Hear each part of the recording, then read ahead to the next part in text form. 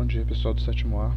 Então é o seguinte, a partir de hoje, a partir desta atividade, eu vou postar atividades para vocês, sempre com algum vídeo meu explicando antes o conteúdo para vocês poderem fazer as questões, tá bom?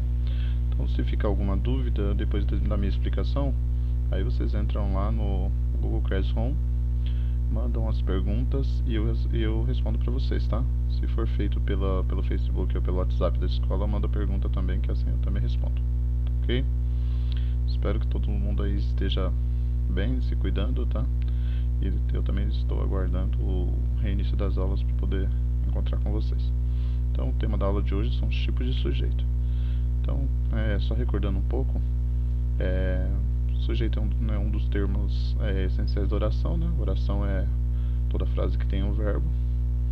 E ele pode ser dividido em 5 tipos diferentes. Eu vou postar para vocês esse texto aqui, que está na tela. Eu vou postar junto com a atividade de vocês, então não precisa se preocupar com o que está escrito aqui agora, que depois vocês vão poder ler na íntegra, tá bom?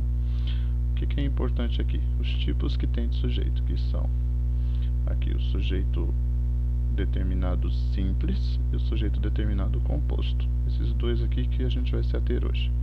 Depois, em um outro momento, eu vou explicar para vocês o implícito ou oculto, indeterminado e inexistente, mas não agora. Tá bom?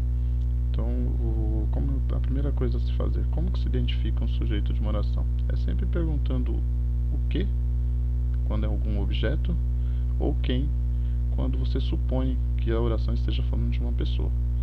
Tá bom? Então, por exemplo, aqui, Glauber da Rocha é o cineasta brasileiro mais famoso. Então eu pergunto aqui, próximo do verbo, qual é o verbo dessa oração? O verbo ser, na forma do é. Então eu pergunto aqui, quem é o cineasta brasileiro mais famoso? A resposta que eu obtenho é Glauber Rocha. Como se trata de um único ser, um único núcleo, uma única pessoa, esse sujeito é considerado um sujeito simples. Tá bom? Não é difícil de achar quando o sujeito é simples, porque ele fica muito evidente, né? Aqui um outro exemplo. Esta sala de cinema tem capacidade para mais de 100 pessoas. Assim temos, olha lá, sujeito, esta sala de cinema, um único sujeito, um único lugar, núcleo do sujeito, sala. Isso a gente fala depois quando a gente voltar para aula presencial. Tá bom? Então, os sujeitos simples representam um único núcleo, um único sujeito. Alguém de quem eu estou falando exclusivamente. Quando o sujeito é composto, ele apresenta mais de um núcleo. Eu falo de mais de uma coisa. Então, aqui, ó, no exemplo aqui. A pintura e a fotografia podem eternizar um momento. O que pode eternizar um momento? O que pode eternizar um momento? A pintura pode eternizar um momento.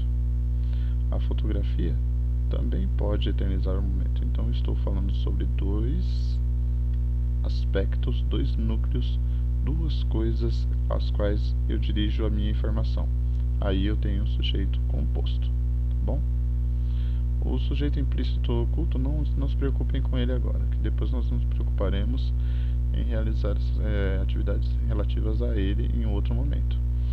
Lá na atividade de vocês no Classroom, eu vou pedir para que vocês, num texto que eu vou postar junto com essa atividade, então eu vou postar esse texto aqui sobre os tipos de sujeito, e vou postar um outro texto que é um texto de base para a nossa atividade. Então, no texto que é a base para a atividade, vocês vão ter que escolher lá 5 frases que tenham sujeito e predicado e determinar para mim se o sujeito onde está o sujeito da frase na oração. Então você pode grifar ou você pode copiar, não sei, pode separar de alguma forma, marcar para mim. E eu quero saber, além de esses 5 sujeitos que você achou, que tipo que eles são, se eles são simples ou se é composto, tá bom? O texto não é necessário ser copiado no caderno, não precisa copiar o texto no caderno. Eu quero apenas que você coloque as respostas da pergunta no caderno, tá? Mas marca o título do texto pra gente não se perder e o seu caderno não virar uma bagunça, tá ok? Então espero que todos aí continuem bem. Eu vou colocar esse vídeo no meu canal lá no YouTube, tá? Então, direcionem lá para o YouTube, vejam o vídeo, assistam e façam a atividade. Então, boa semana para vocês. Até semana que vem, se Deus quiser. Espero que todos continuem bem.